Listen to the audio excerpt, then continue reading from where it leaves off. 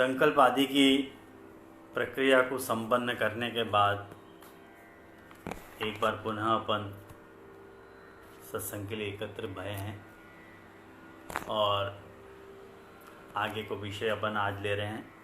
जुड़ जाएगा तो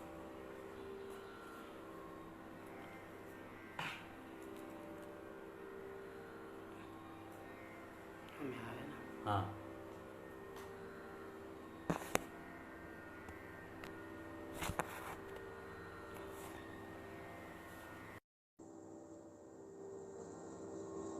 एक 2 मिनट में।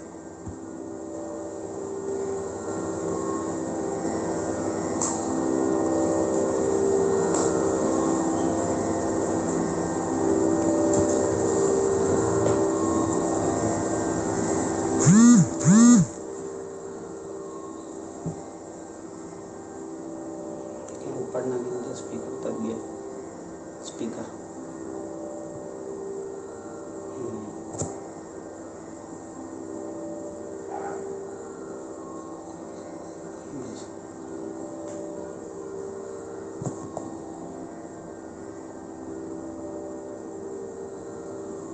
तो शुरू करें अपन फिर।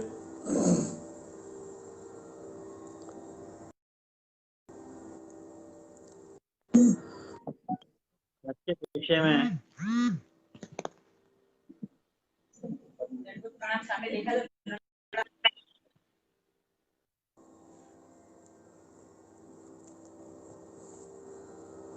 अपन शिक्षा पत्र को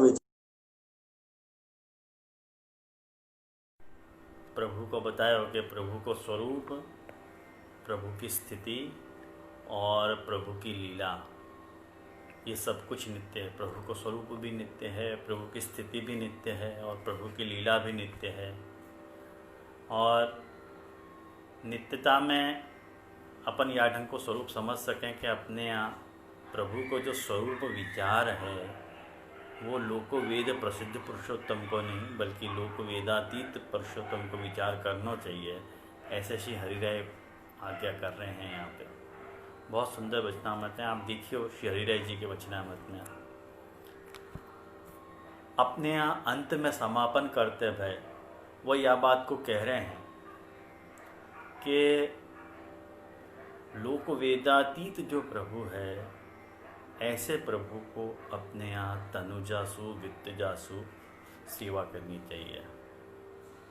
अपनो तन और अपनो वित्त, ये अपने यहाँ को मूल सिद्धांत है कि अपनो प्रभु केवल अपने लिए होवे है, सबके लिए नहीं होवे है। अपने प्रभु की सेवा अपने को अपने तनसु और अपने धनसु करनी चाहिए। जैसे अपन अपने बच्चा को पालन पोषण करें, वाके लिए अपन अपनो तन वापरे हैं, अपनो धन वापरे हैं, ऐसे ही अपने माथे विराजतो भय स्वरूप वाकी भी सेवा अपने को अपने तन सु, अपने पैसा सु और अपने शरीर सु करनी चाहिए। और ये सर्वोपरि सिद्धांत है। देखो, एक बात मैं आपको बताऊं कि जैसे विरुद्ध धर्माश्रय की बात मैंने पिछली बार आपको बताई थी कि विरुद्ध धर्माशय प्रभु में है।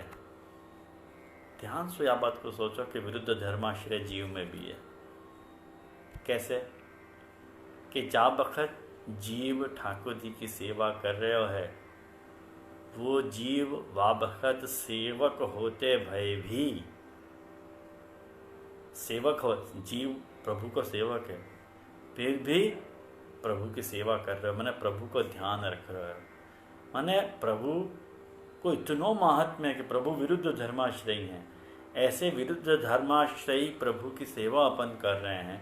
मतलब एक तरफ उनको अपन सर्वेश्वर सर्वात्मा अंतर्यामी मान रहे हैं और दूसरी तरफ अपन सेवा करके अपन उनको ये बता रहे हैं कि मैं तो को जगाऊँ तो तू जगे, मैं तो को पढ़ाऊँ तो तू पढ़े, मैं तो को अरोगाऊँ तो तू अरोगे। ये जो विरुद्ध धर्माश्रयता अपने में है, जा बखत अपन ठाकुर जी की सेवा कर रहे हैं, वह बखत अपन मान के चल रहे हैं कि अपनो प्रभु सर्व सामर्थ्य युक्त है, कर्तुम अकर्तुम अन्यथा कर्तुम युक्त है, तब भी अपन उनकी सेवा कर रहे हैं। ये बात हरिराय जी ने यमुनाष्टक की टीका अगर आप देखोगे और वहाँ हम यमुनाष्टक में हरिराय जी ने यह बात को एक्सप्लेन किया है कि यह जो पुष्टि मार्ग की जो भक्त है वो हरि को भी हरि है, हरि को भी हरि है। हरि को अर्थ ये होगा कि ह मतलब दुख और अरि मतलब शत्रु, तो ह धन अरि मतलब हरि भो है, तो दुखन को शत्रु प्रभु है, हरि है। लेकिन जो पुष्टि मार्ग की जीव है वो हरि को भी हरि है, वाक्य भी दुखन को प्रभु अपन हरण कर रहे हैं, मतलब अपनी सेवा सो अपन वाकु मतलब जगह में हैं, पोढ़ा में हैं, श्रृंगारित कर रहे हैं, फूक दे रहे हैं। तो ऐसी बात प्रभु ने, महाप्रभु जी ने, हरिराय जी ने शिक्षा पत्र में वहाँ आज्ञा करी है। तदनुरूप वैष्णवन के 4 जो हैं वैष्णवन के लक्षण हैं और 4 वैष्णवन के कर्तव्य हैं। तो सबसे पहले अपन कर्तव्य इनके बारे में विचार करें। कौन से 4 वैष्णवन के कर्तव्य हैं जो पुष्टि मार्ग की जीव को कभी नहीं भूलना चाहिए। पहला कर्तव्य है कि प्रभु के चरणारविंद में चित्त को स्थापन करना। प्रभु के चरणारविंद में चित्त को स्थापन करना। अब देखो, एक आपको बड़ी मज़ेदार बताऊं बात। यहाँ हरिराय जी ने प्रभु के चरणारविंद में बुद्धि को स्थापन नहीं बताया, मन को स्थापन नहीं बताया, चित्त को स्थापन बताया। क्यों बताया? बड़ी मज़ेदार बात है। ये जो अंतःकरण है ना अपनो, वह के 4 फंक्शन है, मन, बुद्धि, चित्त और अहंकार। मतलब मन संकल्प विकल्पात्मक होगा। मन संकल्प मन मन के पास 2 ही ऑप्शन हो, या तो कोई बात को संकल्प करे और वाक्य बाद संकल्प करके चुनाव करे कि ये करूं कि वो करूं, ये लूं कि वो लूं, ये करूं या वो करूं। और वाक्य बाद बुद्धि क्या करे? बुद्धि डिसाइड करे कि तो कोई लेना चाहिए कि नहीं लेना चाहिए। और वाक्य बाद जो चित्त में चली जाए बात, यदि तब जाके वह बात को स्थिरीकरण हो। मतलब बुद्धि जा बात को स्टोर करके रखे, मैंने बुद्धि कहवे कि हाँ ये बात सही है, वाकु चित्त स्टोर करे। चित्त को काम जो है ना, बुद्धि को काम जैसे क्लरिकल जॉब है, मैंने डिसाइड करना कि ये करना, ये काम करनी है तो हटाओ, ये काम को तो रखो, ये सब काम एडिटिंग सारी बुद्धि करे। और चित्त क्या करे? स्टोर को काम करे, मैंने वो अपने ध्यान में रखे। मैंने चित्त में यदि कोई बात चली जाए तो वो हमेशा वो स्थिर हो जाए। जैसे बहुत एक प्रसिद्ध उदाहरण है यह बात के लिए कि फॉरेन में कोई एक महिला आती, और वो महिला जो आती वो जब भी वो पति जो है तो प्लेन में जातो तो वो जो रिंग पहनती थी, वेडिंग रिंग, और वेडिंग रिंग के अंदर वो एक्जिमा हो जाता, तो जब भी वो पति जो है प्लेन में यात्रा करता तो बड़ा विचार किया हो कि भाई एक्जिमा क्यों हो जाए रिंग पहनू हुआ जगह पे। तब बड़ी मुश्किल से भाई डॉक्टर के पास गए तो फिर सारी बातें बाहर आई। तब पता चली कि बचपन में वाने एक एयर क्रैश देखो तो, और वो एयर क्रैश को सीन जो भी होता वह के दिमाग से निकले नहीं, चित्त में चौंट गए तो। या लिए मैंने वह को पति भी यदि जातो तो जब भी प्लेन में, तो वह को वही सब बातें चित्त में स्टोर करी हुई बात वह को रिकॉल होती थी, और वह के कारण वह को मन आशंकाशील रहता कि ये तो नहीं हो जाएगा, वो तो नहीं हो जाएगा। तो वो चित्त अपनो काम करे है करके हरिराय जी सबसे पहले कर्तव्य जीव को बतावें कि प्रभु के चरणारविंद में चित्त को स्थापन करना चाहिए। चित्त जो है ना, वो कोई ब्रह्म समन होते तो वो चित्त चौंट जाएगा, ऐसा कुछ नहीं है। जैसे कुछ पार्ट जो हैं वो मोबाइल में रहें और कुछ पार्ट डाले जाएं। जैसे सिम कार्ड हो है ना, सिम कार्ड के बिना वो मोबाइल खाली डब्बा है, साधन सारे हमें उपलब्ध रहें, लेकिन जब तक सिम कार्ड हमें नहीं डालो तब तक मोबाइल ऑपरेटेबल सिचुएशन में नहीं रहे। तो ऐसे ही जो है वो प्रभु के चरणारविंद में चित्त स्थापित करने को उपाय अपने को करना पड़ेगा। मैंने विवेक, धैर्य और आश्रय। अपने विवेक रखियो, धैर्य रखियो और आश्रय रखियो।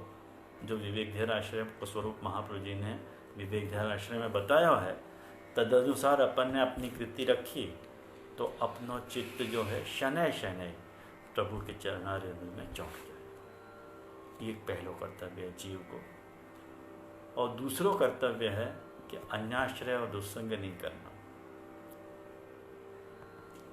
जाकि तो इतनी भरमार है वैष्णवों आज कि कदम कदम पे अन्याश्रय है और कदम कदम पे दुस्संग है। देखो, हर चीज़ के फ़ायदा और नुकसान दोनों ही हैं। जैसे ये इंटरनेट को ये जो स्वरूप है, ये फेसबुक पे जैसे मैं आपको लाइव आपको कह पा रहा हूँ, आप लोगों को देख पा रहे हो, यह वो उपयोग है। लेकिन इन्हीं सब चीज़ों को यदि अपन अन्य कार्य में यदि उपयोग करें तो वही चीज़ बहुत बुरी है। सबसे बड़ा दुस्संग यही है, मोबाइल ही है। कहें कि आदमी एक बार यहाँ में घुसे तो आधा घंटा के पहले यहाँ से बाहर नहीं आवे, तो अपना सारा टाइम तो यही खा जाए करके। वैष्णव में फेसबुक पे बहुत कम रहा हूँ। मेरे को बहुत अंदर से एक कोई को इतनी उथल पुथल होवे कि नहीं, लेकिन मेरे को बहुत उथल पुथल होगा कि मेरा टाइम जो है वेस्ट हो रहा है। कम से कम बात कह के मैं यहाँ से बाहर निकलना चाहूँ। एक मेरे मन का स्वभाव बता रहा हूँ, आप लोगों की नहीं कह रहा हूँ, थे जानो थारा राम जाने, लेकिन मैं मेरी बात बताना चाह रहा हूँ कि मुझको ऐसा लगे। तो एक तो संग अपने को मिले नहीं, और जितनो संग अपने को महाप्रभु जी की वाणी को मिल रहा है, महाप्रभु जी के ग्रंथन को मिल रहा है, उतना अपन को लगाना चाहिए वहाँ में करके। सबसे बड़ा दुस्संग तो मैं तो कहूँ महाप्रभु जी की वाणी के विपरीत आचरण करने वाले इनके साथ रहना, वो अपने को दुस्संग कभी नहीं होना चाहिए। या मार्ग में रह के जो महाप्रभु जी की वाणी के विपरीत आचरण कर रहा है, वाको संग यदि अपन कर रहे हैं, तो वो अपराध संप्रदाय में कभी क्षम्य नहीं हो सके। मैं तो ये मानूं। और अन्याश्रय, ये दूसरों माने ये अन्याश्रय और दुस्संग ये दोनों भाई भाई हैं। दुस्संग करें तो अन्याश्रय हो ही जाए, और अन्याश्रय करें तो दुस्संग लग ही जाए। माने चोली और दामन के जैसे साथ साथ नहीं रहना, बिना दामन की चोली और बिना चोली को दामन, ऐसे ही है। ये दोनों साथ साथ ही रहना। अन्याश्रय अपन ने किया नहीं कि दुस्संग घुस ही जाएगा। जरा सो भी जो हल्को सो भी छेद रहेगा ना तो दुस्संग वहां से घुस जाएगा। अन्याश्रय के लिए महाप्रभु जी ने इतना भारी दोष बताया है कि जैसे कोई भी समर्पित स्त्री अपने पति को छोड़ के यदि अन्यत्र आसक्त हो रही है मन, वचन और कर्म से, तो जैसे वह को व्यभिचार गिनो जाए, ऐसे ही अपने संप्रदाय में भी श्री कृष्ण को छोड़ के यदि और कोई भी देव को या देवी को आश्रय मनसा, वाचा अथवा कर्मणा अन्याश्रय माना जाए। या को मतलब ये नहीं है वैष्णव कि अपने को अन्य देवी देवताएं पूजने नहीं है। ये चर्चा मेरी लगभग 50 बार हो चुकी है। सारे वैष्णव यही प्रश्न करें कि हमारे तो कुल देवी है, हमारा तो कुल देव है, तो वहाँ की पूजा करनी चाहिए कि नहीं, वहाँ को जो है पूजन करना चाहिए कि नहीं, उनको नैवेद्य भोग धरना चाहिए कि नहीं, उनके यहाँ मंदिर में कुल देवी के मंदिर में जाना चाहिए कि नहीं, अन्य देव के मंदिर में जाना चाहिए कि नहीं। 50 बातें पूछते हैं।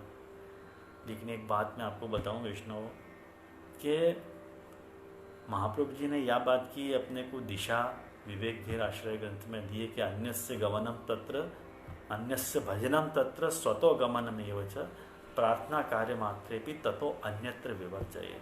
मैंने स्वतः चला के अपनी इच्छा से कोई देव या देवी के मंदिर में नहीं जाना चाहिए ब्रह्म संबंध के बाद। लेकिन यदि मार्ग में यदि कोई देव को या देवी को मंदिर आया है तो वह देव या देवी के साथ अपने को जय श्री कृष्ण करना चाहिए। ये तो या तरह की व्यवस्था की बात है। और बाकी कुलदेव के मंदिर में या कुलदेवी के मंदिर में जाने की बात है तो मुझको नहीं लगे कि ब्रह्म संबंध दीक्षा के बाद जीव को कुलदेवी या कुलदेव के मंदिर में जाने की कोई आवश्यकता रह जाए। क्यों? कारण कि यदि अपन पेड़ के मूल में सिंचन कर रहे हैं तो पेड़ के मूल को सिंचन करे सो बाकी डाली है, बाकी शाखा है, बाकी पत्ता है, सभी पुष्पित, फलित और पल्वलित हुए हैं, लेकिन अलग अलग उनको पोषण नहीं करना पड़े। ऐसे ही श्री कृष्ण को यदि अपन ने कृष्ण की भक्ति यदि अपन कर रहे हैं तो कृष्ण की भक्ति करे तो सारे देव और देवी स्वतः पोषित हो जाएं, उनको स्वतंत्र भजन करने की आवश्यकता खत्म हो जाए। ख्याल में आप ना अपन को, तो ये अन्याशय इतनी बुरी चीज़ है।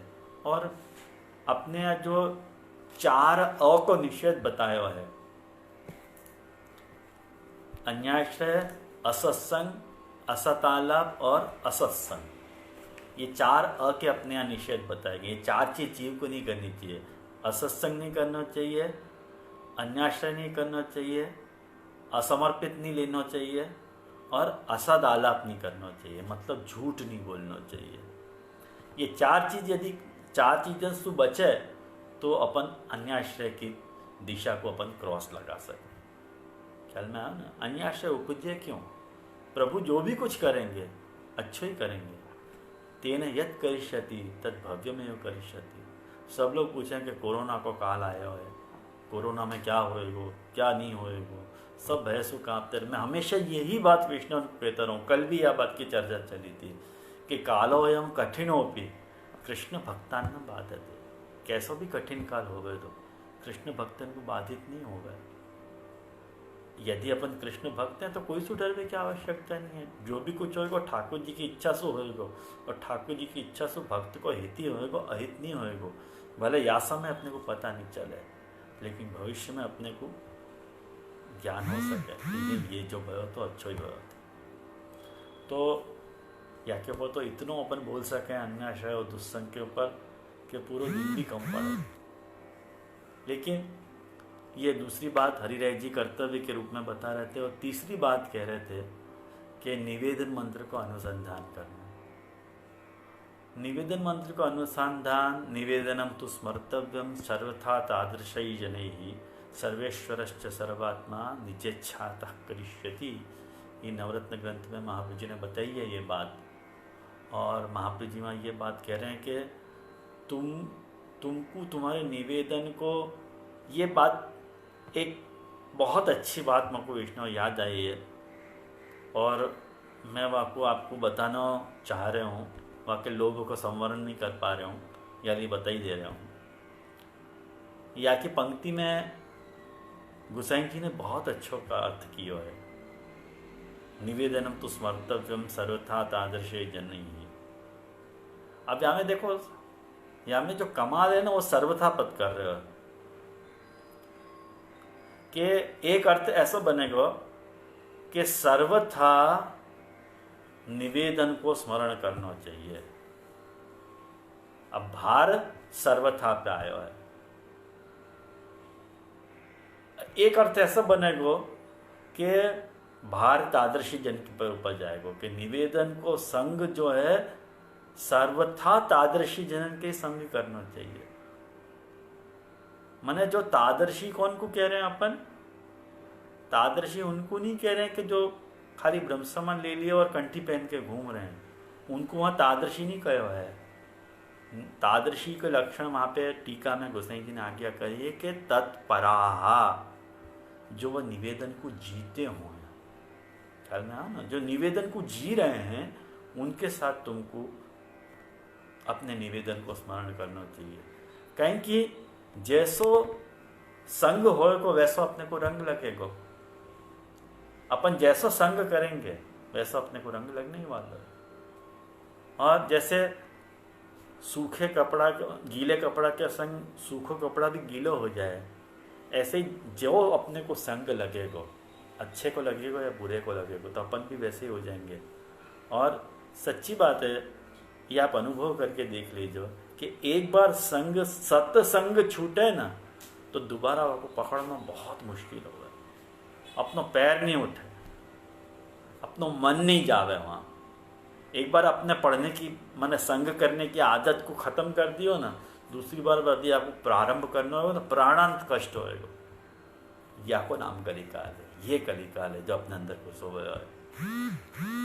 यदि अपन ने महाप्रभु जी की वाणी को अपन ने संग किए होएगो तो वो बात अपने को कभी सताएगी नहीं।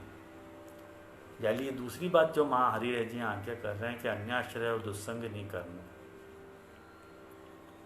और दुस्संग के हिसाब से मैं मेरी जो क्लास चले है फ्री कॉन्फ्रेंस कॉल के ऊपर, वहाँ पे भी मैंने ये बात बताई थी और आप लोगों को भी ये बात बताना चाह रहा हूँ कि 84 और 252 मिलके जो है आप उनको जोड़ो तो 335 कुछ हुए हैं, 335 या 336 हुए हैं, और अधिक मास के 30 दिन और मिला लो तो 365 हो गए। तो साल के एक वैष्णव के साथ यदि आप संग कर रहे हो ना, एक वैष्णव के साथ एक वार्ता रोज आप बांच रहे हो ना, तो आपको दुस्संग छूट गयो समझ। एक वैष्णव तैयार है आपके साथ संग करने के लिए। अच्छी तरह से वार्ता को पढ़ो। मैंने वार्ता को पढ़ो कैसे? खाली पढ़ मत जाओ। जब भी कोई वार्ता बांच रहे हो तो वार्ता को जो व्यावहारिक स्वरूप है या आज के जीवन में वह वार्ता को अपन कैसे निभा सकें, वह दृष्टिकोण से वार्ता को जब विचार करोगे ना तो वार्ता को एक नवीन स्वरूप आपके सामने खड़ा होगा। वह ढंग से वार्ता को स्वरूप विचारो, अध्ययन करो, तो वाको नाम सत्संग है। और जहाँ कहीं भी अटको गुरुजन से पूछो, अपने अपने गुरुजन को पूछो, यही तो अपने आप की पद्धति है। और चौथो जो है तो आचार्य चरण के चरणारविंद में दृढ़ाश्रय रखना, ये बहुत जरूरी है वैष्णव। कहें कि आज मैं भी जो आपके सामने उपस्थित होकर कुछ दो शब्द आपको कह पा रहा हूँ, वो मैं मेरी हैसियत से नहीं कह रहा हूँ, श्री महाप्रभु जी की हैसियत से कह रहा हूँ। मेरी सामर्थ्य नहीं है, कोई मैंने बनाया नहीं है ये मार्ग, ये महाप्रभु जी ने मार्ग बनाया है। तो यह मार्ग में यदि कोई की चलनी है तो महाप्रभु जी की चलेगी। तो महाप्रभु जी की वाणी को, महाप्रभु जी के चरणारविंद को दृढ़ आश्रय अपने को करना चाहिए। कहीं कि सूरदास जी का मैं साधन और नहीं या कली में जासु होए निवेरो करके अपन ये बात कह रहे हैं कि 4 बात कर्तव्य के रूप में हरिराय जी ने अपने को बताई कि प्रभु के चरणारविंद में चित्त को स्थापन, दूसरो अन्याश्रय और दुस्संग को त्याग, तीसरो निवेदन मंत्र को अनुसंधान, और चौथो आचार्य चरण के चरणारविंद को दृढ़ आश्रय। मैं क्यों बता रहा हूँ आपको ये बातें? एक बात मेरे को याद है वैष्णव कि क्यों आचार्य चरण के चरणारविंद को दृढ़ आश्रय और ये चारों बातें जरूरी क्यों हैं। कितने लोग ये सोचे हैं कि ब्रह्म समन ले लियो, सिद्धांत सीख लिए, हो गए, लेकिन सत्संग या लिए वैष्णव जरूरी है तादृशी जनन के साथ। कि सत्संग नहीं करें ना तो अपनो अंतकरण भी अपने को धोखा दे। या कोई ज्वलंत उदाहरण मैं आपको बताऊं कि मैं जब लालन की उम्र को होता तब एक बहुत ही अच्छे भगवती वैष्णव आते जिनके घर दोनों समय की सेवा विरासती, और मैं खुद कहाँ क्या थे ये भी नहीं बताऊंगा आपको, क्या नाम आते ये भी नहीं बताऊंगा, लेकिन मेरे उनसे बहुत अच्छा परिचय होता। मेरे संग प्रवास में, परदेश में मेरे साथ रहते, वचनामृत सुनते, घर पे दोनों समय की सेवा करते। लेकिन कालांतर में उनको ऐसो दुस्संग लगे हो, उनको ऐसो दुस्संग लगे हो कि उनने दोनों समय की सेवा, पहले एक समय की सेवा छूटी, धीरे धीरे दोनों समय की सेवा छूटी, ठाकुर जी मिश्री भोग पे आ गए, और एक काल ऐसा आया कि ठाकुर जी के घर से ही पधार। क्यों ऐसा भयो?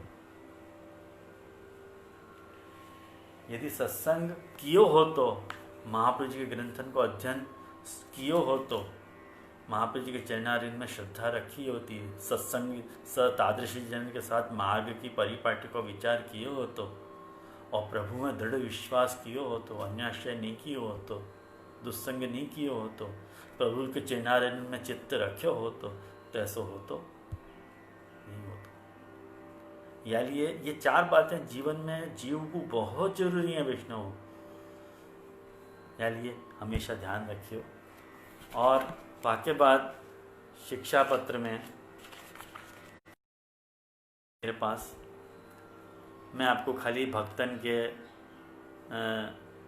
और लक्षण बता दूं कि जो भक्तन को ठाकुर जी को गुणगान करे, दुख को भावन करे, दैन्य रखे और त्याग रखे, ये वैष्णवन को लक्षण भी है। या कुछ ज़्यादा मैं विस्तार नहीं कर रहा हूँ वैष्णव, कहीं कि यह बारे में आप लोगों को खूब अच्छी तरह से परिचित हो। गुणगान कैसे करना, दुख भावन कैसे करना, दैन्य कैसे रखना और त्याग कैसे रखना। तो ये कुछ बातें थी जो मैं आप लोगों के साथ शेयर करना चाह रहा था। तो आज को सत्संग अपन यहाँ रख रहे हैं और अब जो है लालन आपके साथ कुछ वार्तालाप कर रहे हैं। अपन महात्म्य के पद को गान करेंगे अब। और आज बड़ी कृपा हम सबन पे भई कि अपन सब ने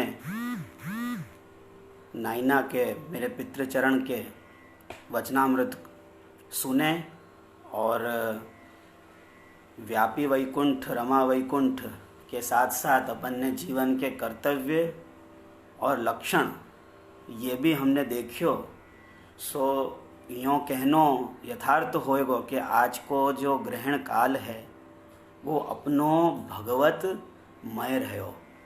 सो ये एक ग्रहण काल सोच रहे थे कि इतनो बड़ो होएगो 3 घंटा को क्या करेंगे, तो मनोरथ ऐसो जाग्यो कि क्यों नहीं शिक्षा पत्र और आचार्यन की वाणी को अपन अवगाहन करें, तासो अपनो ये काल भी दुष्काल नहीं होकर ये काल भी सुगमता सु व्यतीत हो जाए। सो अपन ने यही प्रयत्न करो और मोको आशा है कि आप सबन को वचनामृत में आनंद आयो होएगो। आज ये वचनामृत की मेरी इच्छा थी कि एक गोकुलनाथ जी के हास्य प्रसंग में से कोई प्रसंग लाऊं, लेकिन देखो हरिराय जी और गोकुलनाथ जी की जोड़ी है। वार्ता प्रसंग में भी गोकुलनाथ जी ने जब वार्ता प्रसंग लिखो तो वाको भाव प्रकाश आप श्री हरिराय जी ने करो। तो मेरी यहाँ इच्छा आती कि हरिराय जी के शिक्षा पत्र अगर अपन ले रहे हैं तो साथ ही साथ अपन गोकुलनाथ जी के हास्य प्रसंग भी लेवें, लेकिन वो हास्य प्रसंग थोड़ा बड़ो है, यासु समय रहते वो पूरा नहीं हो पावेगा और जल्दी जल्दी में अगर अपन करेंगे तो विषय अपने हाथ से शायद निकल भी सके या अपन पूर्णतः वाको समय नहीं दे पाएंगे। सो फिर कभी ऐसा अवसर अगर आवेगो तो अपन जरूर गोकुलनाथ जी के हास्य प्रसंग को भी अपन जरूर सुनेंगे, मनन करेंगे। लेकिन अभी फिलहाल अपन महात्म्य के एक पद लेके आज के सत्संग को अपन यही विराम करें। तो पद हैं पद्म धर्यो जन ताप निवारण, और ये पद यासु भी मैं ले रहा हूँ क्योंकि ये पद में आपके चारों कार्य, जो चारों व्यूह आपको मेरे पितृचरण ने बताया, वो चारों व्यूह क्या क्या कार्य हैं वो यहाँ में बहुत सुंदर रीतु वर्णन करो है। तो ये परमानंद दास जी को पद है, राग है मालव, पद्म धर्यो जन ताप निवारण।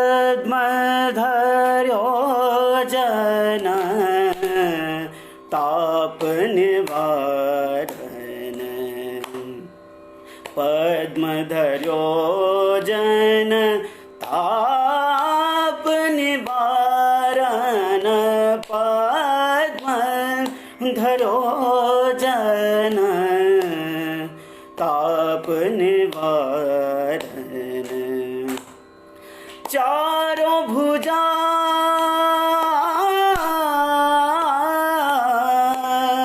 चार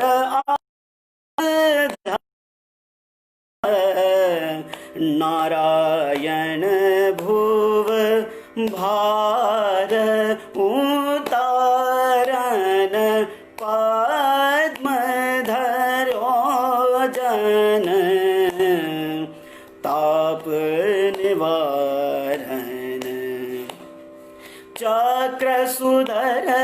चरण धर्यो कमल कर। हे भक्तन की रक्षा के कारण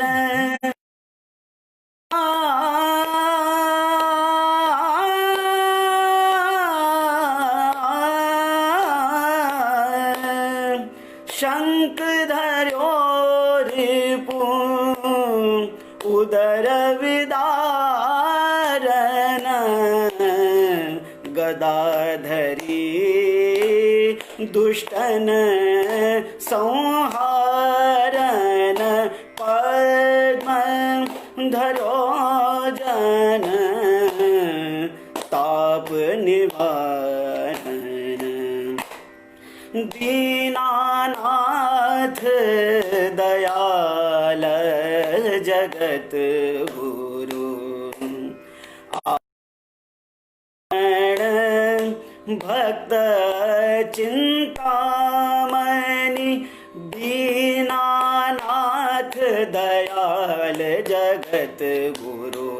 आरती हरण भक्त चिंतामणि परमानंद। दास को ठाकुर यह ओ सर झांडो जनि पद्म धरो जन ताप निवारण। पद्म धरो जन ताप निवारण। हाँ। श्री मदन मोहन लाल प्यारे की जय। श्री बालकृष्ण लाल की जय। श्री नवनीत प्रिय लाल की जय। श्री वल्लभाधीश की जय। श्री गोपीनाथ प्रभु चरण की जय। श्री गोसाइन जी परम दयाल की जय। श्री श्याम सुंदर श्री अमने। और अंत में एक छेल्लो जो मोको अति प्रिय है, ये पुस्तक है।